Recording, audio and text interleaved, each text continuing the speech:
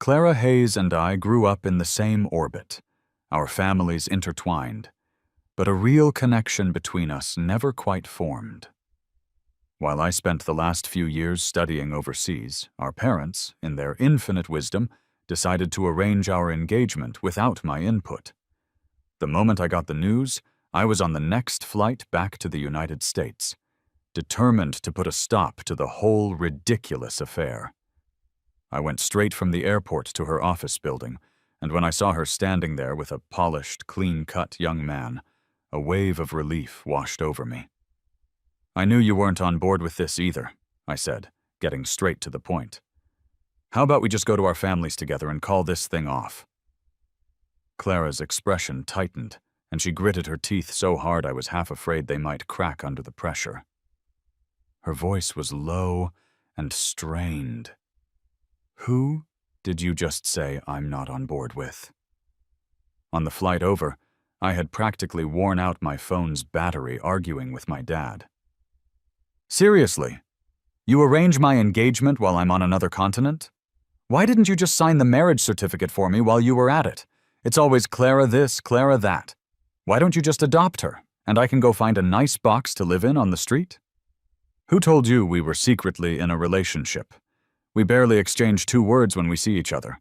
I said I wanted to marry her when I was a kid? Dad, I was a kid. I thought she was pretty. That was the extent of it. We don't even have each other's phone numbers. Why is that so hard to believe?"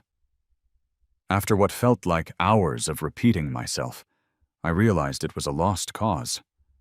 My father was as stubborn as a rock, convinced that I had been in a secret relationship with Clara, cruelly dumped her, and then fled the country to escape the consequences. I argued until my throat was raw, but in the end, he just hung up on me. I never even got the chance to tell him I was already back. Fortunately, I managed to get in touch with my old group of friends for an emergency session. When they heard I was looking for Clara, they gave me a merciless ribbing for a while, but eventually Finn sent me the address of her company. Just before we hung up, he hesitated. "Hey man," he started.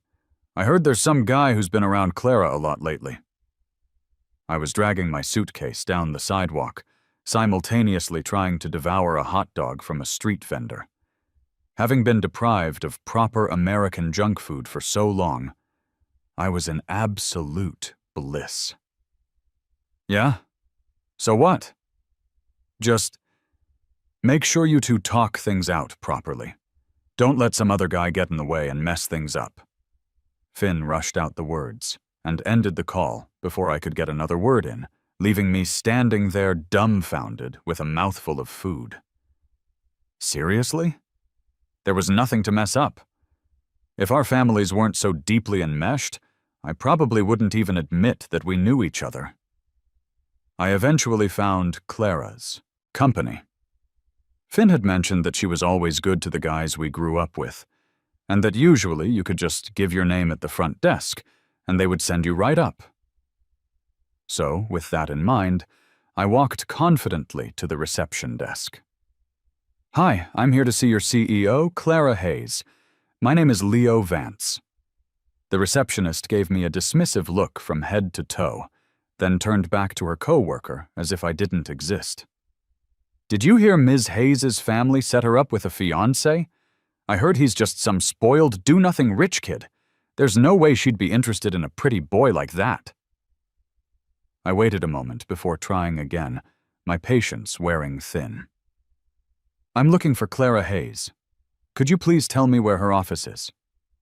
"Another shameless parasite trying to use someone else's name to get in?" one of them scoffed. "Do you really think we haven't seen photos of Leo Vance?" "Exactly," the other chimed in. "They're all just trying to latch onto Clara Hayes' success." I couldn't help but let out a small laugh. I crossed my arms and leaned against the desk, deciding to listen in. "If you ask me," the first one continued in a hushed tone, "Julian is the one for her. Every time I see him with Ms. Hayes, they just look so perfect together." "Totally. I think Julian and Ms. Hayes are the ideal couple. I'm their biggest supporter." Julian? I'd never heard that name in connection with Clara before. The gossiping receptionist noticed me out of the corner of her eye and leaned closer to her friend, lowering her voice even more. Julian was her junior in college. I heard they had a thing back then, and now Ms. Hayes brought him in as an intern, even breaking company policy to do it. Anyone with eyes can see she treats him special. I just wonder what kind of drama her fiancé is going to start. No one even knows where the guy is, but he had his family lock down the engagement to trap her. The man has some serious nerve. I nodded thoughtfully.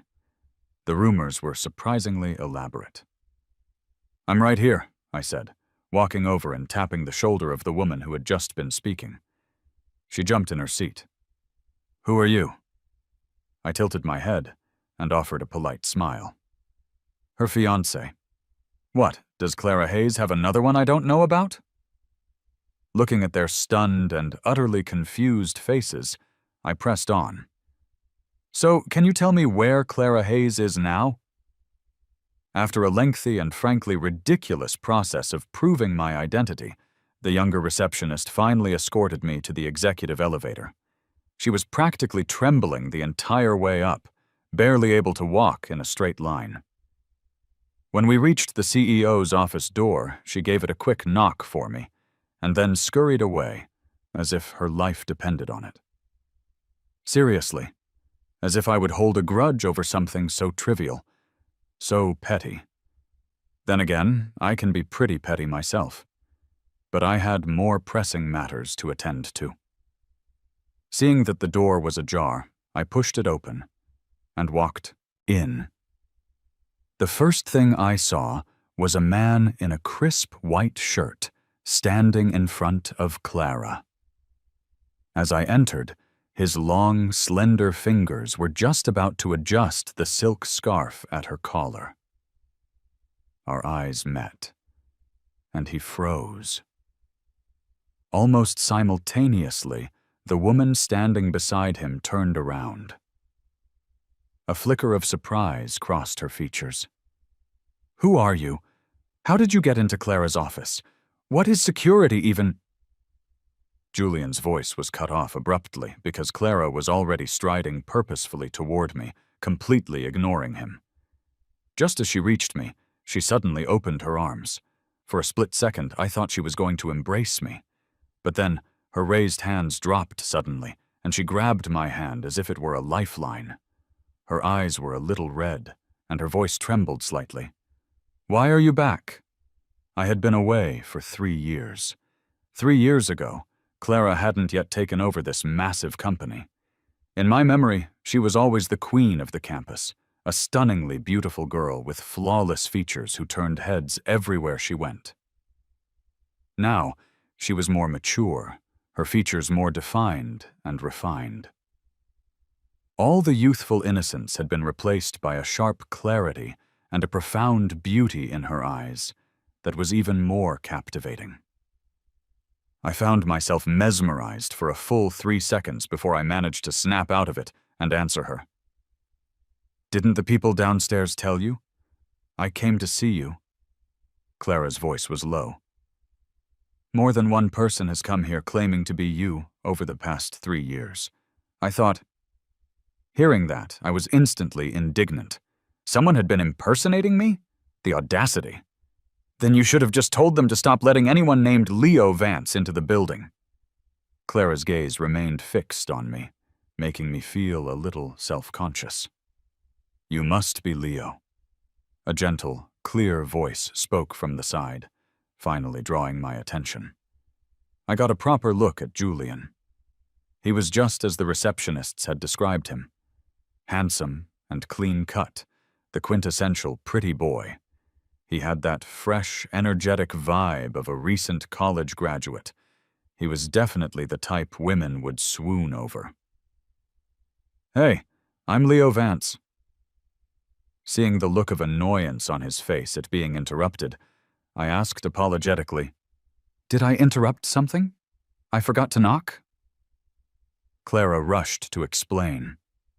"You didn't interrupt anything. There's nothing going on between Julian and me. We have a meeting soon, and he noticed my scarf was crooked. He was just about to fix it for me, but I moved away. Even if you hadn't come in, nothing would have happened between us." Her voice grew progressively quieter, making her sound almost defensive and wronged. I pursed my lips, thinking, so what exactly was their dynamic? As I was pondering, I heard Clara's tone turn sharp as she gave an order. "Julian, you can leave now, and cancel my next meeting." Julian sounded urgent. "Clara, but this meeting..." Meeting Clara's unyielding gaze, Julian clamped his mouth shut. He shot me, a resentful look, and practically spat the word out through his teeth. "Fine." After Julian had left, I made myself comfortable in Clara's large office chair. I'd sat in my dad's chair before, but this one was on another level of comfort. Clara stood nearby, watching me. "You just got back. Have you been home yet?" I looked up at her beautiful face, my resolve starting to waver. "Not yet. I came here to... Oh, right. These are for you." As if suddenly remembering something important, Clara cut me off. She naturally took my hand and led me to a large cabinet in the lounge area of her office. She opened it to reveal an impressive collection of the latest luxury watches and cufflinks, each one clearly worth a small fortune. "I got these for you. Over the last 3 years, whenever I was at an auction or traveling for business, I'd see something I thought you'd like, and I'd buy it." I did like them, but... "Clara, why are you being so nice to me all of a sudden?" I thought about it, and could only land on one possible explanation. "If this is about the engagement, you really don't have to do all this." "I do," Clara cut me off. I didn't quite catch what she said. "What?" "It's necessary. I need to prepare seriously," Clara repeated. "Actually, that's what I came to talk to you about," I said, launching into the speech I had prepared on the flight over. "I know you were forced into this engagement by your family, too. They always love making these kinds of decisions for us. How about we both have a talk with our parents and convince them to cancel it?" Clara looked at me as if she had misheard. "Cancel?" I nodded. "I know you don't like me. Since neither of us is into this, why should we force it?" Before I could finish my sentence, there was a sudden, sharp snap. Clara had broken a valuable fountain pen she was holding in her hand. She stood stiffly, struggling to keep her tone even. "Who did you say I don't like?" Clara's breathing was heavy, and for some reason her face was flushed a deep red. It was as if she was searching for something in my expression but couldn't find it, and she looked down, a wave of disappointment washing over her features. She pursed her lips, remaining silent. Her reaction was not at all what I had anticipated. I blinked, trying to keep my own expression neutral. "Don't you like Julian?" Clara's head shot up, and she answered rapidly, "I don't." "Huh?" So definitive. Her expression was grim, as if she were angry with someone. "Who's been spreading that rumor to you?" Remembering the scene downstairs, I didn't hesitate. "The people who just brought me up." Clara looked down, frowned, and sent a quick voice message. "Tell them they don't need to come in tomorrow." So this is what it feels like to be a tattletale. It was surprisingly satisfying. But if Clara didn't like Julian, how was I supposed to get out of this engagement? I reluctantly placed the watch she had pressed into my hand back into its case. "Even if it's not Julian, you'll find someone you like eventually. By then, we'll be engaged, and everything will just be more complicated." "I won't." I was shocked. "Are you telling me you're going to waste your whole life on me?" Clara nodded. "Yeah." It took me a long moment to process what she had just said. A shadow fell over her clear, beautiful eyes. There was an indescribable loneliness about her, as if she had just had her heart broken. In a way, I suppose she had. She bit her lip, her voice hoarse. "If you really don't want to be engaged to me, we can cancel it." "Clara, It felt like anything I said at this point would be wrong. I was finally starting to understand why my dad had accused me of acting like some heartless guy who leads a girl on and then dumps her. If you like me, why didn't you ever say anything? Were you trying to be mysterious or something? We had barely spoken before I went abroad, and there had been zero contact during the 3 years I was gone. The room was suddenly filled with an awkward, heavy silence. "Clara, the partners are here." Julian knocked on the door, and receiving no response, came in on his own, carrying a stack of files. I let out a breath of relief. "Since you guys have work to do, I'll get out of your way," I said quickly. "Leo." As I pulled the office door open, Clara called out to me. I looked back, trying to act as if nothing had happened. "Yeah? What's up?" "Let's have dinner tonight," Clara added. "Our families will probably arrange it anyway, since you're back." I nodded. "Okay." With that, I bolted downstairs, making a clean escape. A bright pink Lamborghini was parked right at the company's entrance, ostentatious, just like its owner, who was standing in the middle of the entrance wearing a loud pink suit and waving at me with sunglasses on, despite the complete lack of sun. "Leo, over here!" Finn saw me and waved me over. I covered my face with my hand and quickly dove into his car. Seriously, sometimes I wish he would just pretend he didn't know me in public. Finn stomped on the gas. "So? You saw Clara. Did you feel your heart skip a beat?" As he spoke, he put on a cheesy song called "Reunited After a Long Time." The vibe was just too weird. I immediately hit the pause button. I sighed. My heart didn't skip a beat. It nearly stopped. Finn covered his mouth dramatically. "Wow, I had no idea Clara was that captivating." I was so annoyed I wanted to smack him. When I found out my parents arranged my engagement behind my back, I nearly had a heart attack. I never would have thought that a cliché plot from a terrible romance novel, an arranged marriage, would actually happen to me. Finn just scoffed. "Tisk, keep pretending. Since when have you, Leo Vance, ever been scared of anything? But for real, did Clara agree to call it off?" I shook my head again, exasperated. "Nope." Finn wasn't surprised. "I knew it. There's no way Clara would ever agree to break off the engagement with you.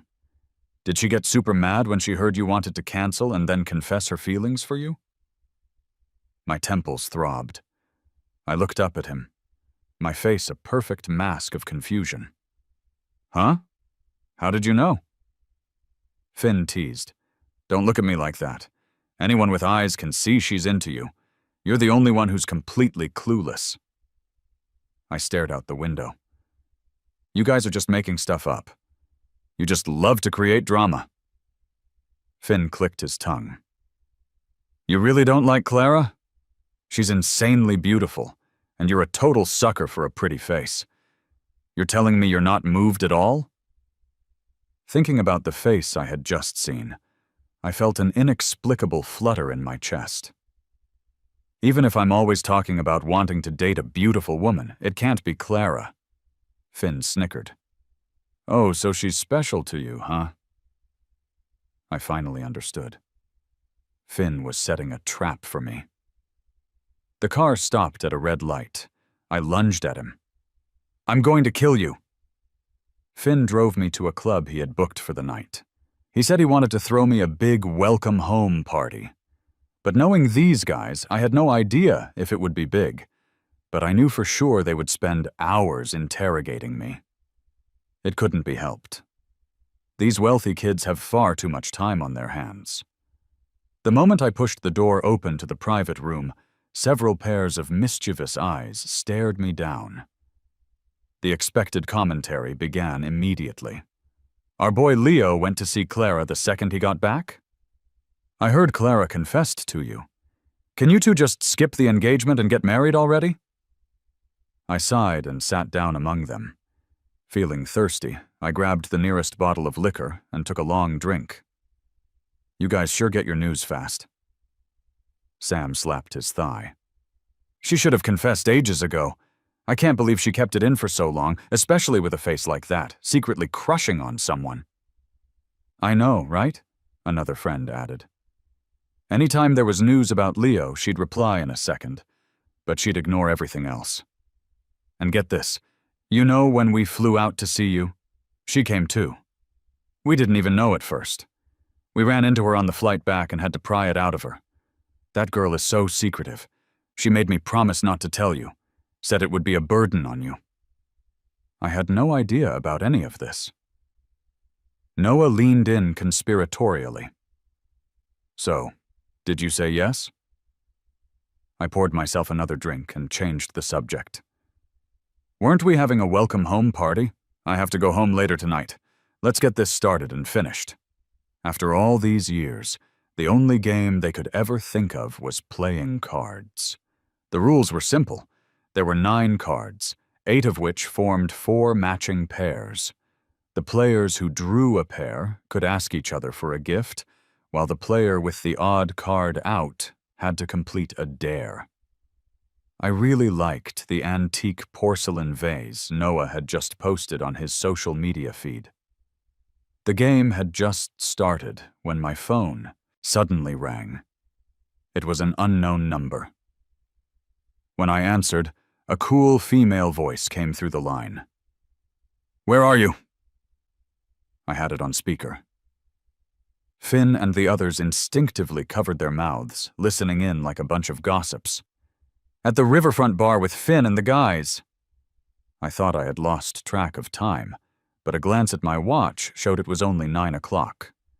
If I remembered correctly, Clara's office closed at 6.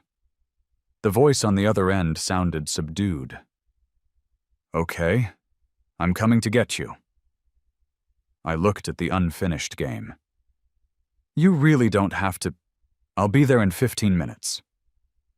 After she hung up, I asked meekly, "Is 15 minutes enough for one round?" I really wanted Noah's porcelain vase. The room erupted in laughter. Let's go. Let's play fast so we don't keep Ms. Hayes waiting." When the cards were flipped, as luck would have it, I was the odd one out. It was like they had planned it. They all started hooting and hollering. "Leo's the chosen one. It's your welcome home party. You have to be the star." I wanted to cry. My porcelain vase. "All right, here are the dare cards. Pick one." I forced a laugh and drew a card. French kiss someone in the room for 1 minute. Who came up with such a messed up dare? We all grew up together. You want me to pick one of you to kiss? How could I possibly do that? They didn't seem to see the problem. It doesn't have to be a girl. A guy works too. My eyes scanned over Finn and Noah. They shook their heads frantically. Just then, the door to the private room was pushed open from the outside. With a creak, the noise in the room died down. In the doorway stood a cool, elegant figure. Finn, who had been in peril just moments before, looked like he'd seen a savior. His eyes lit up. "Perfect timing." Clara, looking as aloof as ever, walked straight up to me. "Is it over?" "We're done." Before the words were fully out of my mouth, Noah cut me off. "Not yet. It's Leo's turn." I froze, realizing what they were plotting. Finn chimed in. "We're not letting him go until he does it. The game's not over. We're all adults here. Can't even handle a little kiss? A French kiss, by the way." Clara didn't react, seemingly waiting for my decision. Under their suggestive gazes, I self-consciously walked over to her. "Have you been drinking?" she asked, looking up at me. A pleasant, fragrant scent wafted from her. It was uniquely Clara's scent. I suddenly felt my face flush. I wasn't sure if it was the stuffy air or the alcohol kicking in. My voice grew quiet without me realizing it. "Just a little. Leo, you seemed pretty eager to play this game just a minute ago. Don't be a sore loser. We're adults. Just a kiss." Even though Clara and I were engaged, after what had happened at her office, I couldn't face her so calmly, let alone kiss her. What was this? Some kind of platonic kiss? I shot Finn and the others a look, telling them to shut up.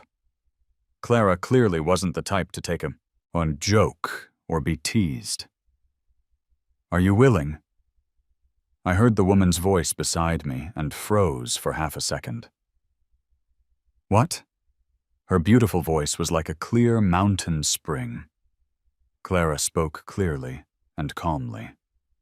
"To kiss." While my mind was blank, and I was staring at her dumbly, she had already stood on her toes and gently cupped my face with one hand. Her thumb rested against the side of my lips. Her lips then gently touched her own finger. A perfect fake-out. She held the pose for about 5 seconds. When Clara pulled away, her ears were red. Her lips brushed against my cheek, sending a wave of heat through me. Then she naturally took my hand. "I'm taking him with me." I let Clara lead me out the door. Behind me, Finn and the others were roaring with laughter. "Did you see that? Leo's like some innocent choir boy in front of Ms. Hayes." "Totally. It's only around Clara that Leo seems to pull in his claws. When he's with us, he's a total hellraiser. You know, they're actually a really good match." I heard them, and shot a glare back over my shoulder. The drive from the bar to my house was less than 2 miles. Clara ran several red lights. Mr. and Mrs. Hayes called several times, asking why we weren't home yet. By the time we arrived, the dining table was already laden with hot dishes. "Wow, it smells amazing! These are all my favorites." I abandoned Clara and sat down at the table, my eyes shining with delight. My dad sat down next to me. "Mrs. Hayes knew what you liked and hired a chef just for you. Go wash your hands first. Don't be so rude." "There's no need for Leo to be so formal," Mrs. Hayes said warmly. "If you like it, just tell me, and I'll have the chef make it again for you next time." "You're the best, Mrs. Hayes." Both families gradually took their seats at the table. They animatedly asked me about my time abroad. I'm a chatterbox. I can talk for over an hour by myself. I even had to tell them about the stray cat I had befriended who lived downstairs from my apartment. I finally stopped, when my throat was completely dry. I looked down and saw my bowl was filled with all my favorite dishes. Who had put them there? "By the way," Mrs. Hayes began tentatively, "I was just talking to your father the other day. You two aren't getting any younger, and we were thinking that your relationship is pretty solid. I was wondering if Leo had any thoughts about becoming our son-in-law." I nearly choked on my food. I shot my dad a desperate look, begging him to help me out, but he deliberately avoided my gaze. I was practically jumping out of my seat with anxiety. Mrs. Hayes saw it all. "Actually, a few hours ago, Clara told us about your feelings on the matter." I looked in surprise at the woman eating silently beside me. I couldn't believe Clara had already spoken up for me. "We won't force you two to be together. After all, Clara has a very reserved personality. It would probably be pretty boring for you to be with her. Leo, Mrs. Hayes has always had a soft spot for me. If you don't like her, just tell me and we'll call off this engagement." I hesitated. It's not that I don't like her. It's just that these things take time. At least right now, I didn't know how I felt about Clara. There was a time, long ago, when I did have a secret crush on her. But that was just a fleeting teenage infatuation. Even though my family and the Hayeses were close, Clara and I had barely ever spoken. She could barely string a sentence together, while I could talk for an entire afternoon by myself. Even when I went to her house, she'd always be off by herself, reading a book. Occasionally, I'd try to start a conversation, but she would just give a mechanical response or two. Later, I heard she had skipped several grades. When I was in ninth grade, she was already a senior in high school. The next time I saw her, I was with my parents at her birthday party. One look, and I was completely stunned by her. Exquisite features, an extraordinary air about her, a true campus goddess. That day, a lot of rich young masters showed up at her party. They were all around our age. The way they looked at her was so blatant. I remember thinking, Clara sure attracts a lot of attention. I spent the entire party secretly watching her, unable to look at anyone else. I even sketched her in the drawing pad I carried with me. I figured since our families were friends, it wouldn't be too much to ask for her number. But before I could get close, I was pushed aside by a crowd of guys. Frustrated, I just left the party. I wasn't staying there. After I started college, I heard about Clara's life almost every day. The school forums were full of her achievements, what international award she had won, when her next debate competition was, which classmate she was getting close to. It was like a celebrity fan site. There was even a dedicated fan club. I blocked all of it. Other than hearing people brag about her in front of me, I ignored everything else. One day, I went with Finn to the basketball court to watch a girl he liked play. Finn pointed to the most striking player on the court, number 17, and said to me with a sly grin, "You know who that is?" I took one look, thought she was beautiful, and blurted out, "My future wife." Finn burst out laughing. The guys next to us started laughing too. "Another one of Clara's wannabe boyfriends. As if anyone can just win over Clara. That's hilarious." That girl was Clara?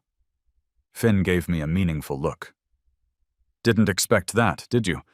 There's a reason Clara is so famous on the school forums." I glanced at her again, then stubbornly looked away. "She's all right, I guess." Even after saying that, I still snuck a couple more glances. That girl hadn't changed a bit since we were kids. Still gorgeous. In fact, she had reached a whole new level of beauty. During halftime, a crowd of guys surrounded Clara. They were all there to offer her water and drinks. Some of them were pretty. Good-looking, too. "Here, this is for you." Finn handed me a bottle of water and then rushed off to the girl he liked. The summer air was hot and sticky. I found a shady spot to sit and wait for Finn, twisting open the water bottle to take a sip. The next second, an elegant figure blocked my view. "Got any water?" I looked up. Clara was standing in front of me, her voice unreadable. "This one." I shook the half-empty bottle. Clara suddenly snatched the bottle from my hand and drank from the same spot I had. I had been about to say I'd already drunk from it. "Thanks." For some reason, the sunlight that day was exceptionally bright, and the sound of the cicadas was deafeningly loud. Everything that happened that day is still crystal clear in my mind. The topic of canceling the engagement never came up again, and no one pressured us to set a date. That night, Clara drove me and my parents home. When we got to our front door, we found a large box. "Did you guys buy something? Is it a present for me?" I had joked with them a few days ago that they'd better have a gift ready for me when I got back. My return was so sudden that they hadn't had time to prepare anything. I had been a little disappointed, but now, seeing this big box, I felt much better. For some reason, I had a feeling it was a surprise. "We didn't get you a present. Who sent it?" I leaned in to look at the sender's name. Clara Hayes. Then I looked back at the person in question. Her face was completely calm. The words, "I don't need credit," were practically written on her forehead. "Clara, we were just talking about this. You're not going to claim it?" Hearing her name, Clara walked over, expertly lifted the box, and carried it inside. "Yeah, I bought it for you." I opened it and saw it was Noah's antique porcelain vase. I was so thrilled I could barely form a coherent sentence. "How did you get this? It was Noah's. I've wanted it for so long. I was just trying to figure out how to ask him for it. After a moment, Clara nodded, not really answering the question. Mm-hmm. My dad laughed and patted Clara's shoulder. That's very thoughtful of you, Clara. I hugged my precious porcelain vase and quickly placed it in the most prominent spot in the living room. Isn't it beautiful? Clara looked at me. Beautiful. That night, I couldn't sleep. I called Noah in the middle of the night. Noah, how did Clara get that porcelain vase? You were practically begging me for it in my comments section. You think Clara didn't see that? I was confused. But I don't have Clara's number. Noah sent me a contact. Here, this one. Look familiar? I stared at the familiar blue and white profile picture. Holy crap. I do have her number. When did I add her? She never posts anything. I didn't even know she existed on here. You added her before you went abroad. Sam told you to add her burner account, but it was really just Clara's main account. You know how she is, always keeping things under wraps. She even managed to hide the fact she's been in love with you for years. Noah sighed. After that, Clara bought Sam a new car. When am I going to meet someone who's that nice to me and that beautiful? You lucky bastard, go enjoy it. Noah was exhausted and hung up, but I was more awake than ever. Clara had done so much in secret, and I had no idea about any of it. I spent a long time typing and deleting messages in the chat window. Why didn't you tell me you added me? Too aggressive. Delete. Hey, is this Clara? Too boring. Delete. After half an hour, the text box was still empty. Forget it. I tossed my phone aside. Lying in bed, for some reason, all I could picture was Clara's cool, hurt expression. I thought to myself, maybe, just maybe, I could try starting something new. The next morning, I was in a great mood and learned how to make soup from our housekeeper. I took it in a thermos to Clara's office. But it turned out Clara had left on a business trip early in the morning and probably wouldn't be back until the afternoon. I didn't have anything else to do, so I had Clara's assistant set me up in a lounge to wait. I'm not sure how long I was there, but I dozed off for a bit and was woken up by hushed voices outside. If it weren't for him, Ms. Hayes wouldn't have fired those long-time employees. I don't see what's so great about him. Julian, I think you're a much better fit for Ms. Hayes. How could I possibly be worthy of being Clara's boyfriend? Her boyfriend should be as outstanding as she is. Then it should definitely be you. Be more confident. You really are outstanding. I didn't know if they were playing dumb or were actually that clueless. The soundproofing in this lounge was terrible. I could hear every word they said. I rubbed my sleepy eyes and pushed the door open. Do you want to maybe speak a little louder? Julian's coworkers saw me and scurried away, but Julian stood his ground in front of me. It looked like he was ready for a fight. Mr. Vance, I know you're looking for Clara. She's not in the office right now. I leaned back in my chair. That's fine. I'll wait for her here. Mr. Vance, I know this is out of line, but you and Clara are not a good match. Two people with no feelings for each other getting married will only be torture for both of you. Julian bit his lip, speaking with righteous indignation. He looked like a knight defending justice, a hero righting wrongs. I smiled. First, if you think what you're about to say is out of line, then don't say it. Second, what goes on between her and me is none of your damn business. And third, Clara and I grew up together. Who's going to believe you when you say there are no feelings between us? Julian's fists clenched tighter. What will it take for you to leave Clara alone? As he said it, he suddenly raised his hand and slapped himself hard across the face. Twice. A twisted smile spread across his face. Like this? The next second, he staggered out the door, knocking over the hot soup I had brought. My entire morning's effort wasted. As he ran, his eyes were red and his shoulders were shaking, drawing a crowd of employees.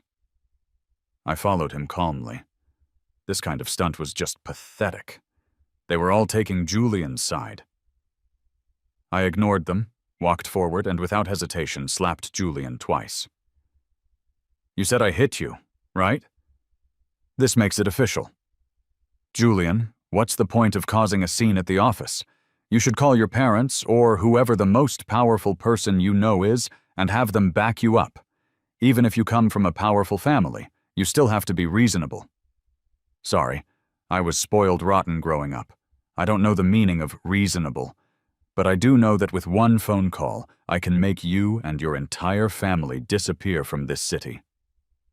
Suddenly, someone in the crowd shouted, "Ms. Hayes, you're back!" To be honest, for a moment there, I was a little panicked. So many people were on Julian's side.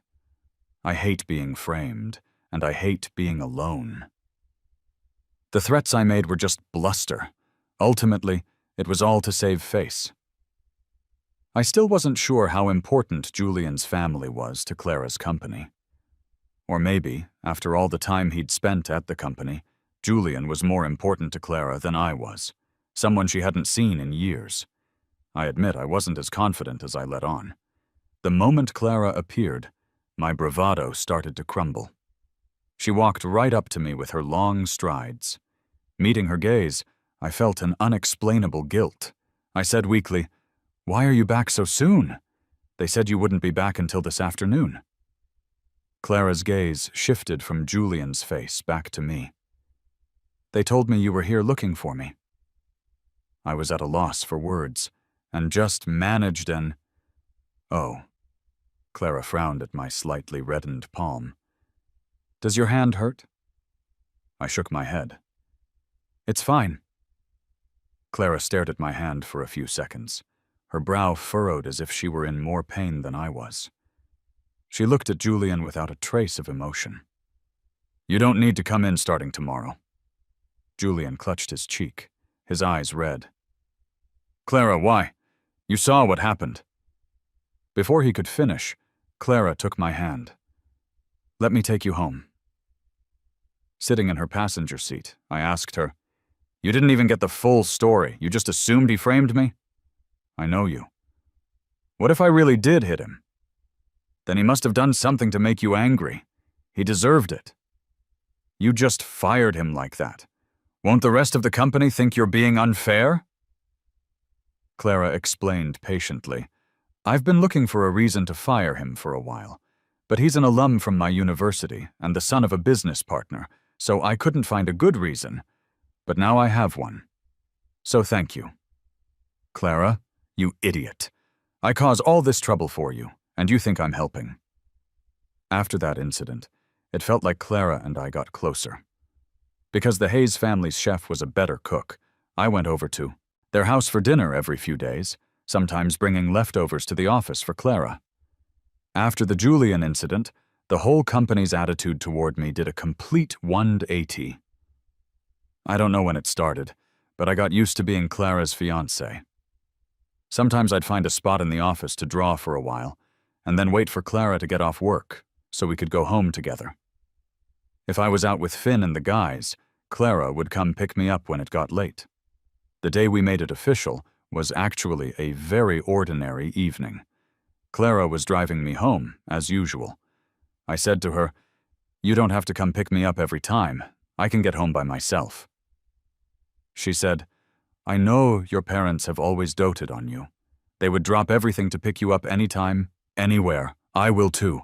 I won't let you be alone." I watched the cars speeding by outside the window and said slowly, "Clara, back when I was a senior in high school, I secretly tried to find you once. I slipped a love letter into your locker. But later I got scared it would make things awkward between us, so I lied and said it was for another girl, and I'd put it in the wrong spot. I was worried the letter would make it so we couldn't even be friends. It seemed better to just get by on our childhood friend status. Clara, I have a lot of flaws. I'll probably cause you a ton of trouble. The car stopped in front of my art studio. Stella said, "Leo, I'm in love with you." I don't know how Clara and I ended up kissing. Unlike last time's brief, gentle touch, this kiss was deeper, more forceful. It left me breathless several times. To make me more comfortable, Clara supported my waist with one hand and slowly reclined the seat. A more aggressive kiss swept over me. "Clara, maybe we should go upstairs." Clara was panting. She grabbed my wandering hand, her voice hoarse. "Leo, not here." She forced the words out one by one, her tone laced with restraint. I suddenly laughed out loud. It was the first time I'd ever seen Clara so flustered. Still, she let me go. To be honest, I didn't really want to leave. In college, I had secretly collected some of Clara's professional photos. They were, to put it mildly, stunning. I wondered if they still existed after all this time. I thought to myself, one day I'd have to see for myself. I didn't rush back to the studio. My heart was pounding, and I couldn't calm down, so I wandered around outside for a long time. I even had to tell a passing dog that I was in a relationship now. When I'd wandered enough, I went back to the studio, pushed the door open, and saw my parents standing in the living room. Their eyes went straight to my lips. "Leo, why are your lips swollen?" That night, both of us were interrogated by our families for a long time. The next day, they coordinated to release a story to the press. Huge headlines embellished the love story between me and Clara. "I told you there was something between you two," my dad gloated. A father's intuition is never wrong. Every time you were near Clara, her eyes were glued to you, just like how your mom used to look at me. Of course, there were also my terrible friends. Every single one of them claimed that keeping Clara's crush a secret was the hardest thing they'd ever done. On our engagement day, they even printed out a bunch of flyers detailing all the times Clara had shown her secret love for me and posted them all over the venue. It made me want to laugh, cry, and get angry all at once. Later, in Clara's room, I found a lot of things related to me, like a high school ID photo of mine that I had lost somewhere. A picture of me accepting an award when I won a painting competition. A matching version of the little raccoon keychain I always used to have on my backpack in high school.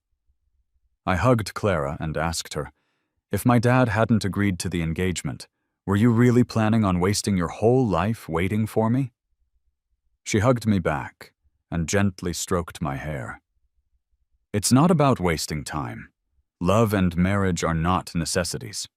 For me, whether or not I get married isn't important. What's important is you. I'm not in a hurry. I can wait." Everyone loves differently. When love arrives, some people may seem calm on the surface, but inside, a storm is raging. She wasn't good with words. She didn't know how to express herself. But she knew how to love you better than anyone. I've learned that love isn't about all the noise and drama on the surface. It's about loving someone in the quiet places.